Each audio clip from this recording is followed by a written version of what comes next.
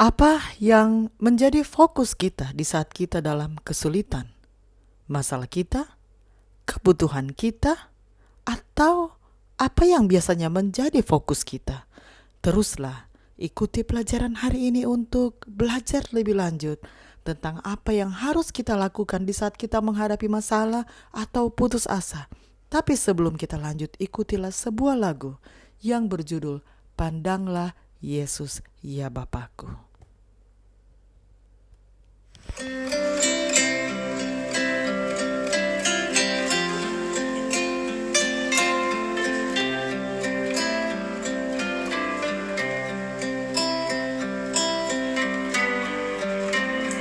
Pandanglah Yesus ya Bapakku, yang beri hidupnya bagi aku. Hidupku hina penuh dosa, lindungi aku di hidupnya. Dalam hidupnya ku berlindung, agar hidupku jadi bersih. Hidupku hina penuh dosa, oleh hidupnya aku suci. Mari kita berdoa. Bapa kami dalam kerajaan surga, terima kasih untuk kesempatan yang Engkau berikan untuk kami dapat mendengarkan sebagian dari firman-Mu. Isilah kami dengan Roh-Mu yang suci agar kami dapat mengerti apa yang Engkau inginkan kami pelajari hari ini. Dalam nama Yesus kami sudah berdoa. Amin. Pelajaran Sekolah Sabat, Kamis 11 Juni 2026. Pelajaran yang ke-11 di triwulan yang kedua. Judul pelajaran sekolah sahabat kita untuk hari ini adalah Lihat Yesus. Pernahkah Anda berharap bisa melihat Yesus ketika merasa putus asa? Bayangkan diri Anda dalam mimpi berikut. Seakan-akan saya sedang duduk dengan putus asa, dengan kedua belah tangan saya menutupi wajah saya, sambil berpikir begini, jika sekiranya Yesus ada di bumi, maka saya akan pergi kepadanya, menjatuhkan diri saya ke kakinya dan menyampaikan padanya segala penderitaan saya. Ia tidak akan memalingkan diri dari saya, ia akan memberikan rahmat kepada saya. Dan saya harus mengasihi dan melayani dia senantiasa. Pada saat itu pintu terbuka dan masuklah seorang yang bentuk perawakan dan wajahnya tampan. Ia memandang kepada saya dengan belas kasihan dan berkata, "Engkau mau melihat Yesus? Ia ada di sini dan engkau dapat melihat dia jikalau engkau mau. Bawalah segala sesuatu yang engkau miliki dan ikutilah aku. Ikutilah saya." Saya mendengar hal ini dengan kesukaan yang tak terkatakan. Lalu dengan gembira mengumpulkan milik saya yang sedikit itu, semua simpanan saya yang kecil-kecil itu, lalu mengikuti penunjuk jalan saya itu. Ia membawa saya kepada sebuah tangga yang curam dan yang kelihatannya tidak kuat. Ketika saya mulai naik, ia memperingatkan saya supaya tetap mengarahkan mata saya ke atas. Jangan sampai saya menjadi pusing dan jatuh. Banyak orang lain yang menaiki tangga yang curam itu jatuh sebelum tiba di atas.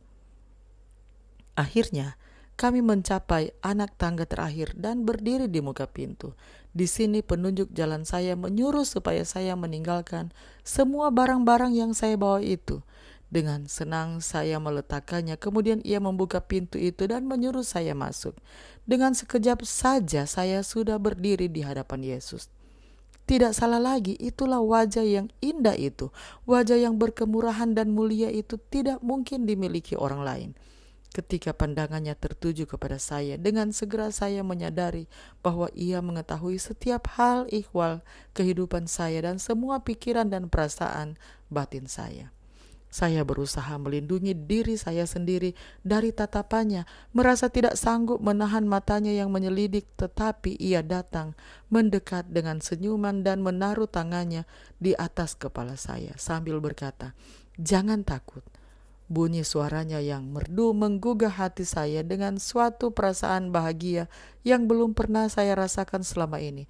Saya terlalu gembira untuk mengucapkan suatu kata, tetapi dengan kebahagiaan saya yang tak terlukiskan itu, saya jatuh tersungkur di kakinya.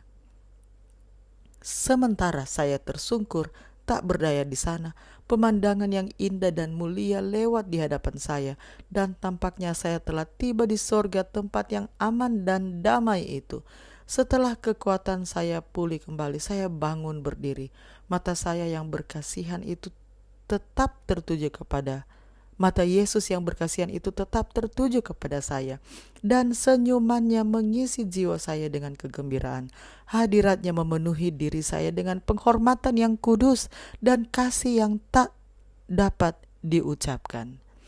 Mimpi ini memberikan pengharapan kepada saya dan iman dan keindahan serta kesederhanaan berharap pada Allah mulai menjadi terang dalam jiwa saya yang gelap itu.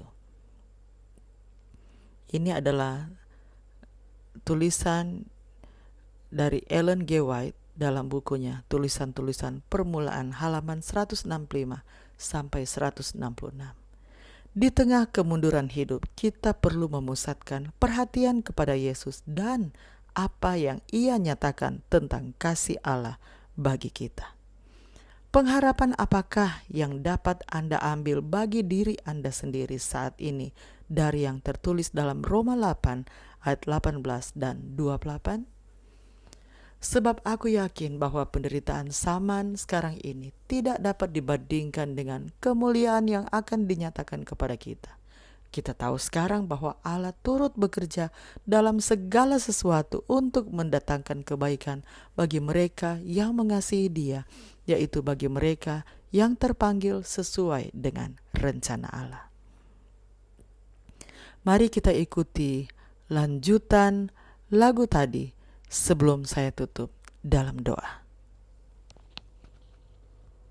Jiwaku takut karena dosa yang menyebabkan luka parah. Lindungi aku, Tuhan Allah, dalam hidupmu yang mulia.